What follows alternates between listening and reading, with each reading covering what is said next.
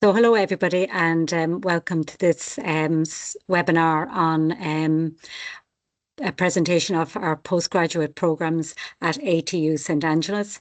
And I'd like to thank Teresa Donnelly and Celine Daly for hosting us here today at the CNME to talk a little bit about our programs. My name is Dimna O'Connell and I am Director of Postgraduate Programs in our department, in the Department of Nursing, Health Sciences and Disability Studies. And I'm course coordinator for one of the postgraduate programs that I'm going to talk to today. And I'm joined here by two other lecturers from the department and course coordinators as well, Dr. Patsy McSharry and Dr. Michelle Murphy. So they will introduce themselves in a little while when they come to speak about their own programs. We run 6 postgraduate programs in total in our department. So we're going to talk a little bit about each program as we go through today.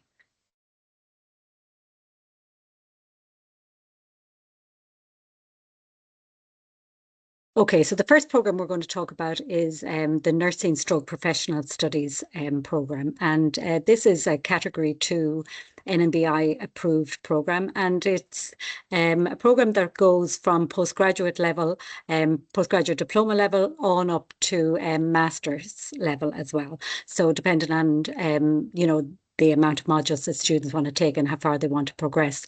So as a program, it sits in a 2 to 3 year structure. And I suppose this is a little unique for the postgraduate diploma to sit as a 2 to 3 year program.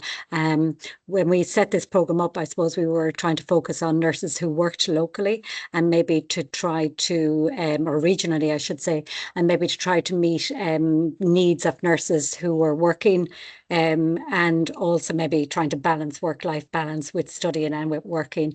And, from feedback over the years, students would have said it's a little bit more difficult to manage more than one module a year. So we set up this particular program over a 2 to 3 year program structure to allow students to take one module per semester if that's what they chose to do. Of course, they could do it in 3 years, or they could do it in 2 years and do it a little bit quicker than that. But if they choose to do it 3 years, it'll be one module per semester. And students are asked to do 2 core modules, which is advanced research skills and healthcare ethics. And then after that, students get to choose their other 4 modules, because 6 modules will be required for a PGDIP. They can pick those other 4 modules from a suite of standalone modules that are available to them, or optional modules, let's say, that are available to them. And here on the other side of this particular slide, you can see that list of standalone modules. So they're, I won't read them all to you, but they are, I suppose, trying to hit into different types of disciplines as such. So, for example, you can see there's a number of them that might be more mental health related, like eating disorders and introduction to cognitive behavioral therapy and early interventions in first episode psychosis. And then some of them are a little bit more maybe general related or even general management related, leadership, quality healthcare management, healthcare ethics, which I suppose it's crossing across all other programs or all other kind of disciplines as well. And then we also would have we have other modules maybe that is a little bit more suitable for intellectual disability focus as well.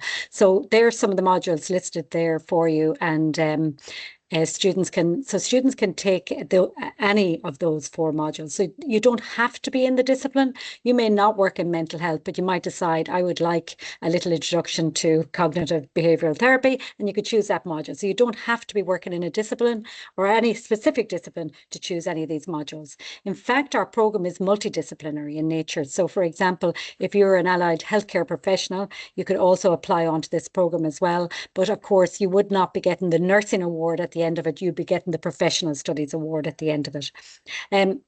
If students choose to continue then and take all 6 modules, they are entitled to the award of postgraduate diploma. They can decide at that in nursing studies or professional studies, whichever they choose. They can, of course, at that stage then decide, well, maybe I'd like to go on for one more year to the master's. And that 1 year is just a 1 year dissertation year where they do a research project in the year. They don't take any other modules except that research project. And then they're entitled to a Master of Health Sciences in nursing or professional studies instead of the PGDIP. So again, I've just given a little email there. Carolina can be contacted for further information on that particular programme. And if needed, then Carolina can refer you to myself to talk a little bit more about it. The attendance days for these modules are somewhere between 2 to 4 days in attendance. And that might be online or on campus. So some modules on that list are online, some modules are campus based. So again, maybe for that level of detail, you'd be talking to Carolina, who'll be able to inform you of that level of detail and also be able to inform you about the dates on which these modules run and pricing and applications, for example. But we do give a link later on in this presentation of where to go on our website to get more information about the modules and to get information about pricing and about applications. All of these modules and this programme itself will be running again from this September and usually run annually. So that's really all I want to say about this particular programme. I'm going to hand you over now to my colleague, Dr. Patsy McSharry, and Patsy's going to talk about the next programme on the slide, and I'll just move the slide forward for you, Patsy, for the Community Mental Health Nursing Programme, and I'll be popping on again in another little while. Thank you.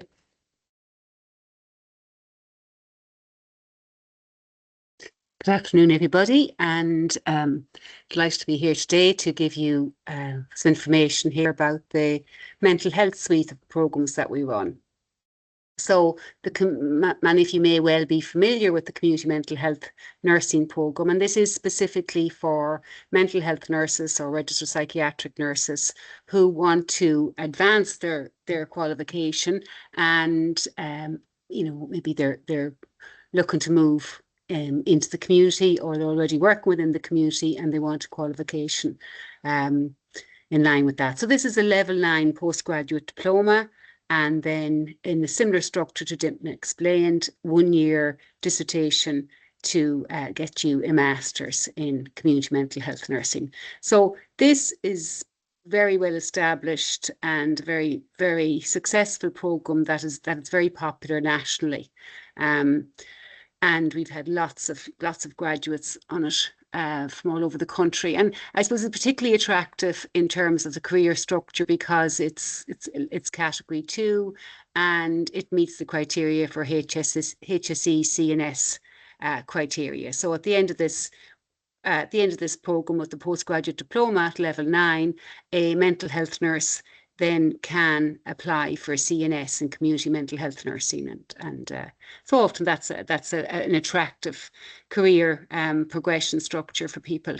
So it's you'll see there on the list of modules to the right, it's made up of 6 modules, 6 postgraduate modules, 6 postgraduate, diploma year is made up of 6 modules, and then year 2 just the dissertation. So there seems like more than 6 modules there from the list. However, there's 3 of those modules which are elective. So the ones that you have to take are Making Recovery a Reality, Therapeutic Communication, Primary and Community Mental Health Care, Advanced Research Skills, and indeed Professional Practice.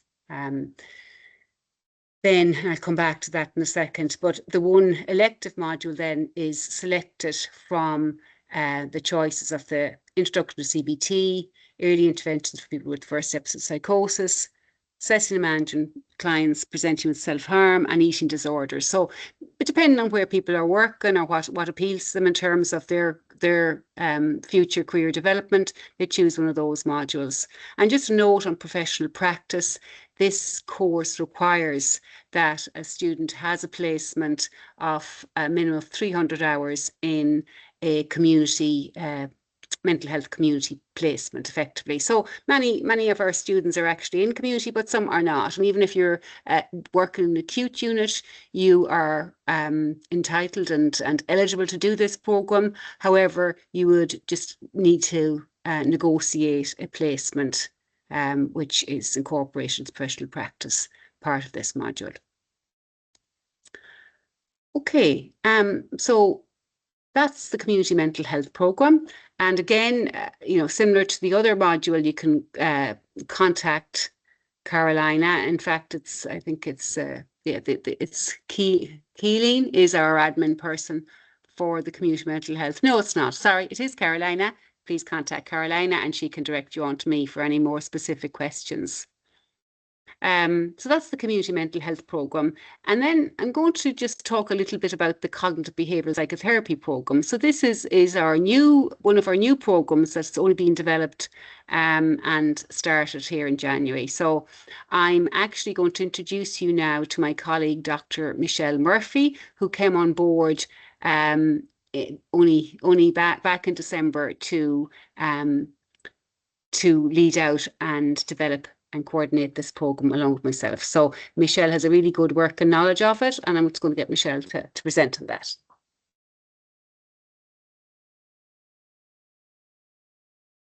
Thank you, Patsy. Good afternoon, everybody. As Patsy said, my name is Michelle, so I jointly coordinate the CBP program. So as you can see here on the slides, it is a 90 credit program, so it's run across 2 years. So the first year is the PG DIP in CBP, and as you'll see there are 6 modules that will be carried out within that year from September to September. You've got your theoretical foundations in therapeutic communication. We then look at CBP for anxiety and depression, CBP for complex presentations. Then we look at third wave CBP, advanced research skills and professional practice. So you can see, I suppose, what we're priding ourselves on with this course is it's very practice-based. So looking at how we support people living with anxiety and depression, looking at how we support people living with complex presentations and comorbidity, drawing on other theoretical models to integrate to support the individual needs of our clients. It's very practice-focused. So the beauty of this course is that our practice partners here at the local mental health team come in and support us with delivering this program. So you'll get real-world application, where we're all practitioners, so we all talk about our client experiences. Confidentiality is a must, obviously, but we're very much trying to draw on evidence-based practice along with our own real-world experiences, working either in our own private practice, working within organizations, working within MDTs. So we're very much trying to bridge that gap and try and meet those service needs around mental health in the community. The second year, then you'll see there is the dissertation. So in year 1, you will be undertaking the advanced research skills, which is looking at you developing a research project, and you'll be supported with that in terms of how to develop that. And then in year 2, you will have the opportunity to complete that research project if you wish. There are no other modules attached to year 2, as Dimpna had mentioned earlier. It is just going to be conducting that research project. You can also choose to exit the course with the PG DIP after the year, without proceeding on to the Masters. And you also have the option of the course being recognised by the HSE in terms of that CNS criteria as well for CBT, and it's NMBI category 2 approved. So there's real career progression here as well. We're currently halfway through our first cohort. So at the moment, the course is running 1 day a week. There is also, as you'll see there, one of the modules is professional practice. That is where you are undertaking a placement, where you are being able to provide CBT to clients and being supervised. So we do ask when you're applying for this course that you try and look at negotiating a placement in the first instance. And you can always come and speak with myself and Patsy if you're needing support with that. But that's something that you would be looking to try and secure before you start in September. So you'd also be linking in maybe with your own directors of nursing. You might also be looking at other services within the community and see what's available, and we can support you then with that as well. You will receive supervision on a one-to-one basis that you will be securing through your placement, but also you'll receive group supervision from us as well in the college. So very much trying to support you and hold you as you're engaging in this program. We're also very keen on developing reflective practitioners. We see that from the research, we are very much involved with trying to create research within the community, but most importantly, developing reflective practitioners. So we draw an awful lot of experience and practice on supporting you with being able to look at what's going well for yourself in your practice, what you may need to improve on, and again, help you with identifying the next steps. So like that, if you have any questions about this course, please don't hesitate to reach out to Carolina. She can refer you on to Patsy or myself. And if you have any kind of other opportunities where you need or want to talk to us, we can absolutely support you with that. I'll hand you now back on to Patsy, and she's going to proceed with the next course on applied health and wellness coaching.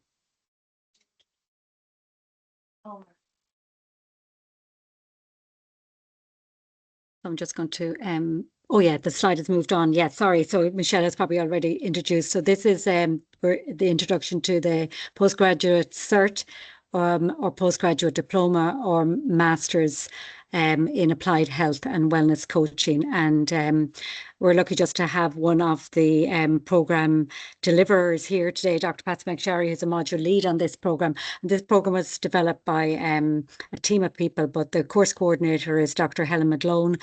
And the program has been running now for several years in our department. And Patsy's going to introduce that program to you today. Thanks, Patsy. Thanks, Dimna. Yes, I've been very fortunate to be involved in the development of this program from the beginning, and it's proven very, very popular. So, and has developed hugely under the wonderful leadership of Dr. Helen McGlone, who is very passionate in this area and has brought a lot of expertise to the whole field.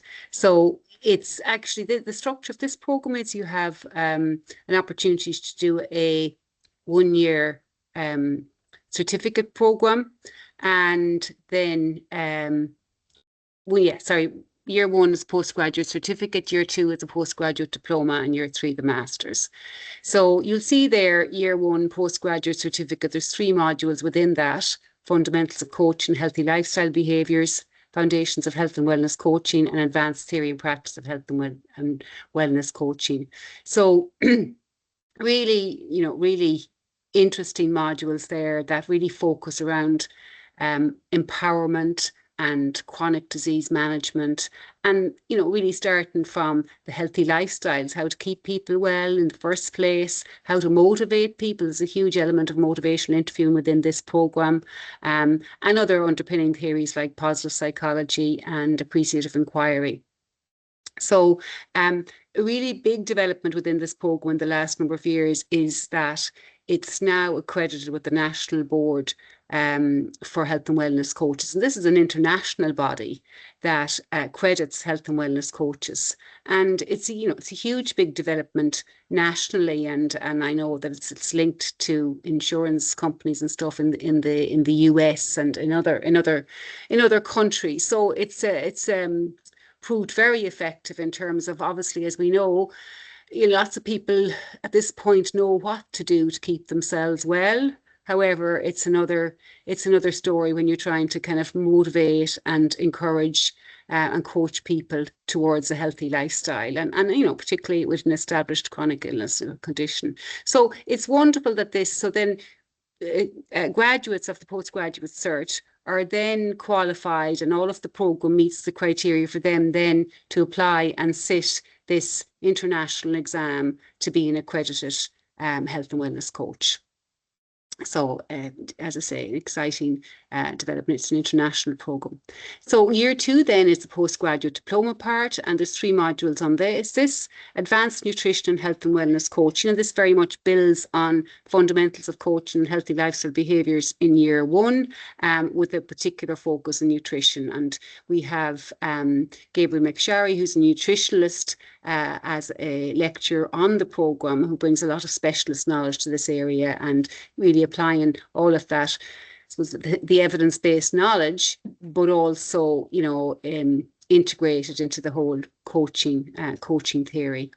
And then the next module is coaching strategy for psychological well-being, which is a module that I coordinate. And this is very much looking at the whole area of how mental health and psychological well-being impact. I mean, and as we all know, sometimes if your head isn't in the right place, it's very difficult to enact any type of health behavioural change if mentally you're not in the right place. So it's that module looks at all of that stuff around and stress and all of the rest.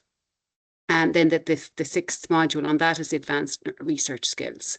Again, a generic module that you will take with other people doing the postgraduate diploma, and then the third year of master's dissertation. And yeah, there's lots of really good work with there's a number of graduates now from the masters, and really exciting projects around the whole development of health and wellness coaching and getting that established within the Irish market. Hey, I'm going to hand you back to Dipna to talk about the next programme.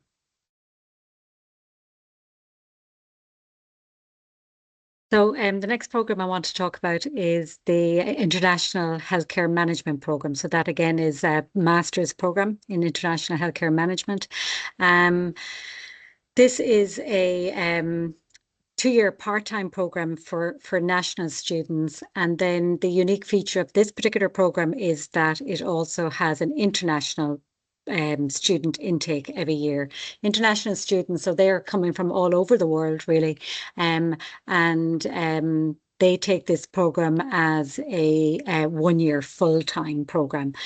So they're 1 year full-time, and then national students are 2 years part-time. Of course, national students can choose to take it 1 year full-time, but again, generally when we're talking about nursing and allied health, usually people do prefer to do programs part-time when they're doing postgraduate programs. So so for the national strand, as I said, it would be 2 years part-time, and in the first year, you can see there some of the modules there on healthcare ethics and principles of healthcare leadership, quality in healthcare management, and healthcare project management. And then moving on into the second year of the program, managing finance in healthcare organizations, strategic management and leadership, and then enhancing evidence-based practice. And the enhancing evidence-based practice module is the dissertation module in this particular program. So it's the 30 credit module for students undertake a synthesis of evidence, really, from a healthcare related issue. And this is a nice program in that there's a nice mix, I suppose, of national and international students in the classroom, and it is an international healthcare management. So I suppose students in this program, you know, get exposed to networking with people from other regions, other areas where the health systems will be different to the Irish health system, and I suppose get a good flavour of healthcare management globally, and also then progressing their understanding of other maybe more nationally related issues in healthcare management as well. So that gives a nice mix, I suppose, as well. And like I said, it is a 2 year part-time program, and the 2 years part-time, the master's is included in that 2 years. So within the 2 years, you also undertake that 30 ECT module and achieve the whole master's in 2 years. And like I said, national students, I suppose, could elect to do it full-time if they wished, but they just the tendency is not to. And then again, you have a link there for Keolan Crowley, who's the administrator, who you could contact if you want more information on that particular program. Again, for all our programs that we're talking about here today, it's a September start for that.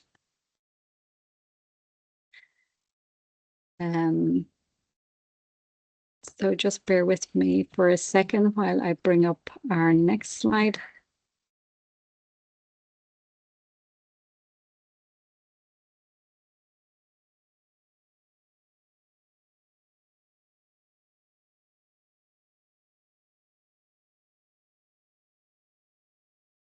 Technical difficulties. Just wait for a second. Just trying to get back onto my Teams. Stop sharing. I'll stop sharing and just see if that helps me find my controls.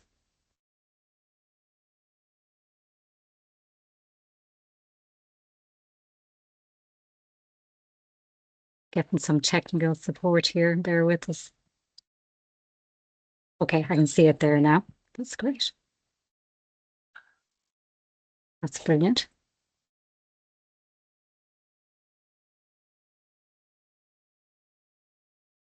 Just bear with me for a second till I get the next slide up.